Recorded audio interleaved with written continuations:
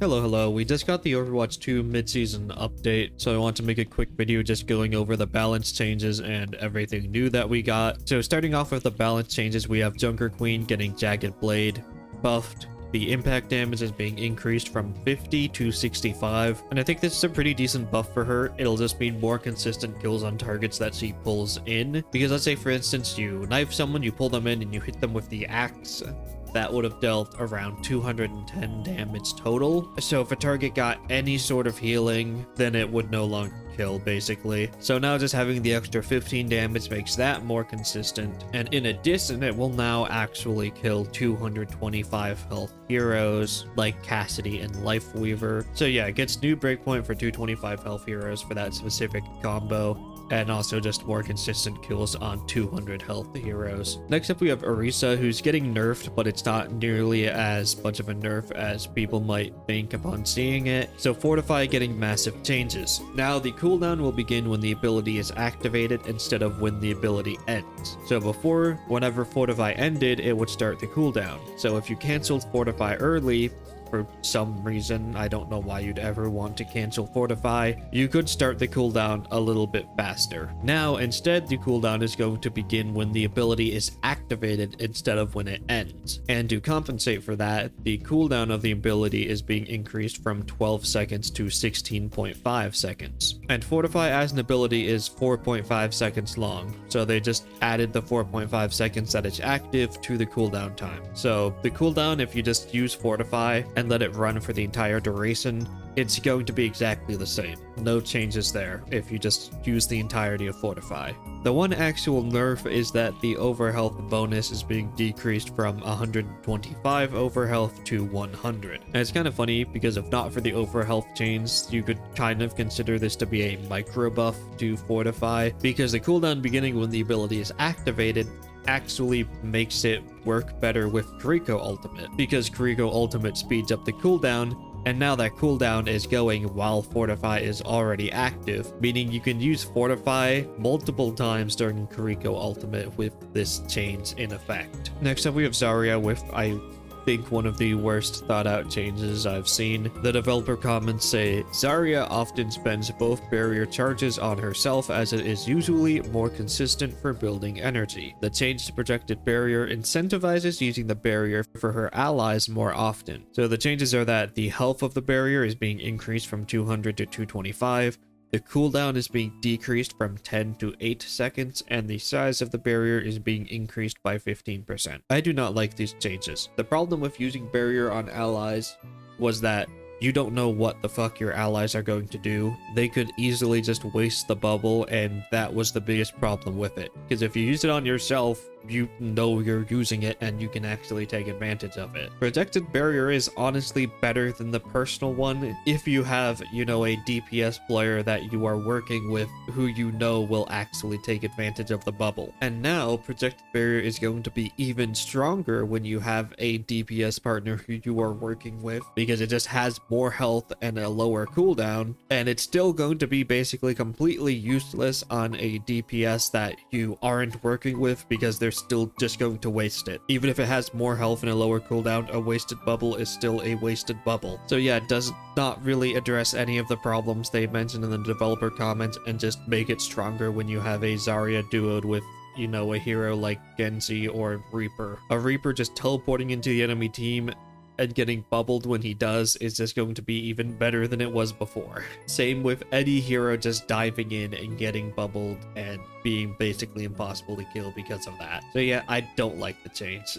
Next up, we got Ace. She's seeing her reload time decrease from 0.25 to 0.2 seconds. I don't think it's fine. She's one of the best performing DPS in the game right now, but this isn't a buff to her damage or anything. This just means that she has to spend less time standing AFK behind a wall to reload her full magazine. I would consider this more of a quality of life change, if anything. So yeah, this is an okay change. It's not going to make her super strong, but it's just going to make her more fun to play. Less downtime. Next up, we have Bastion. who is receiving nerfs that don't address why he's so strong at all. Tactical Grenade is being nerfed, the impact damage is being decreased from 30 to 15, and Configuration Artillery, his ultimate ability, can no longer deal critical hits. I'm honestly confused because I don't know what it means by critical hits, so I can't really comment on if that means anything, but Bastion is broken for a few reasons for right now, and Tactical Grenade is not one of them. His ultimate, also not one of them. Next up for the last DPS hero, we have Mei, who is seeing her primary, the damage being increased from 65 to 70 per second, as well as the duration before the slow falls off between primary fire hits increased from 0.5 to 0.6 seconds.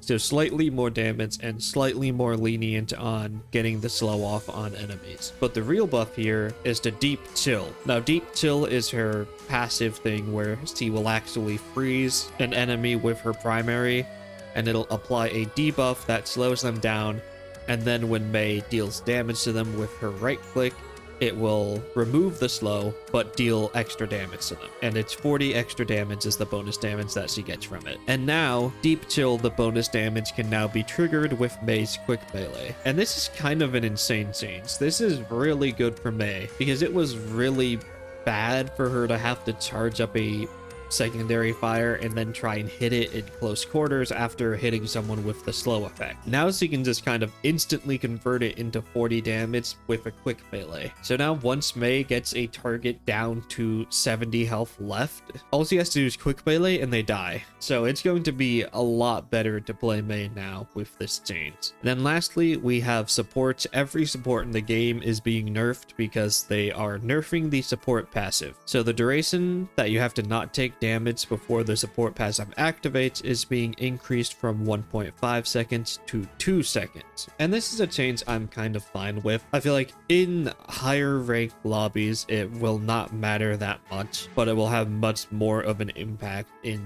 lower ranked lobbies, because usually in higher ranked lobbies, the support passive doesn't do that much. It's only an out of combat thing, because if you're fighting against someone, they're not going to miss you for 2 seconds straight or 1.5 seconds straight as it was before. But in lower ranks, it's probably very common that someone will miss a few shots on you and you'll start getting the healing from the support passive while you're still trying to actively fight them. Again, it also kind of depends on the hero you're fighting against as well, but I feel like it's a fine change. I don't think it's that bad, at least again in terms of balance at the higher levels of play, but I think it's definitely a more sizable nerf at lower ranks. But a lot of people seem to not like the support passive and think supports are broken, so I feel like it's fair. Maybe they are with the support passive, but it's not really something that I can have much of a say in. It's just my opinions on it. Next up for actual individual hero changes, we have Baptiste getting a nerf to regenerative burst. So the instant healing when he uses the ability is being decreased from 50 to 40,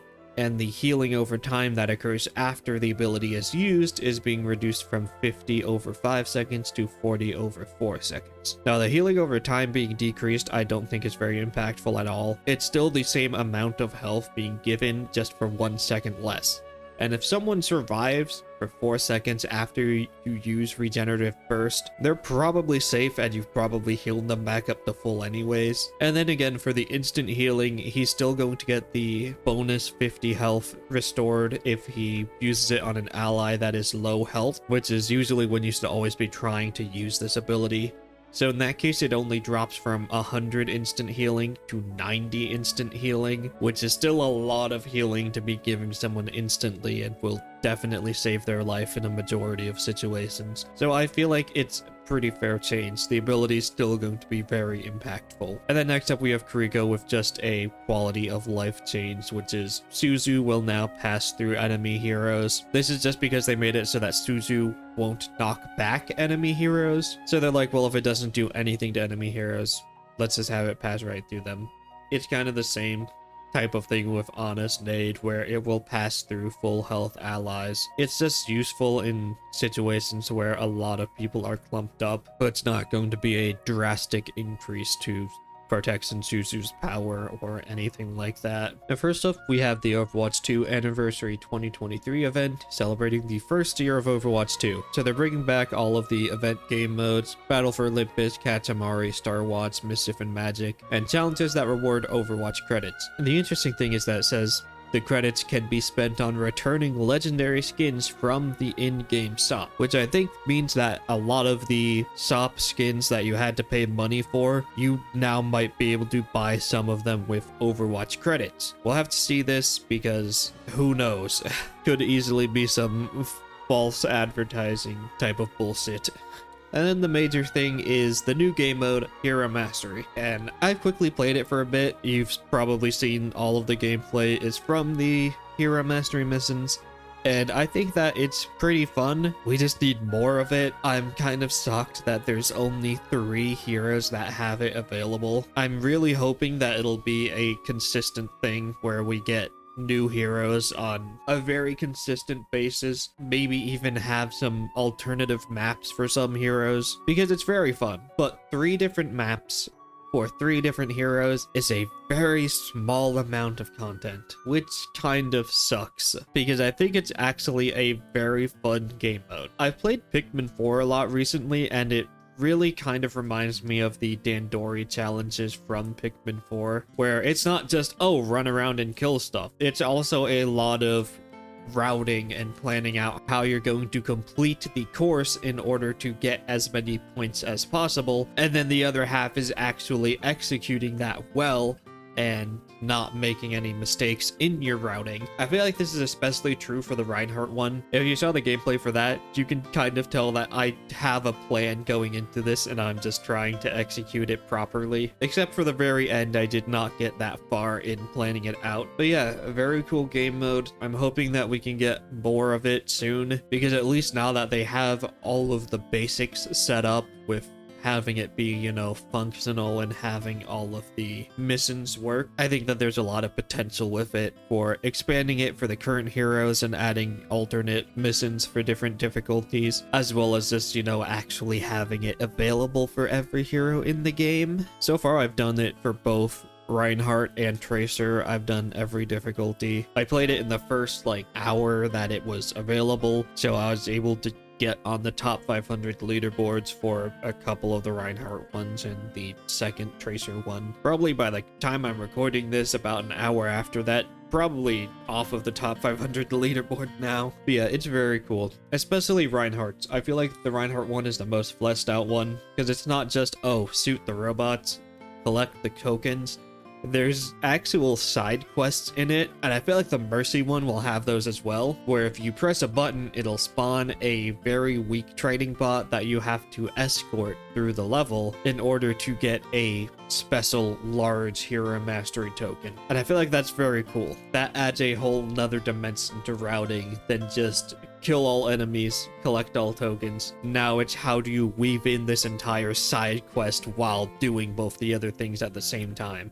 Very cool, a lot to route and improve your score with, and it's very neat. So yeah, that's it for this brief update video. Making a video about Lifeweaver next. While I think that the returning event game modes are maybe not the most exciting thing, definitely excited because maybe we can actually buy some Overwatch 2 exclusive skins for Overwatch 1 credits. So that's very cool. Very excited to see if that will actually be the case and what skins will be available. And yeah, Hero Mastery fun. Balance changes are a thing that exist, I guess. And until next time, see ya.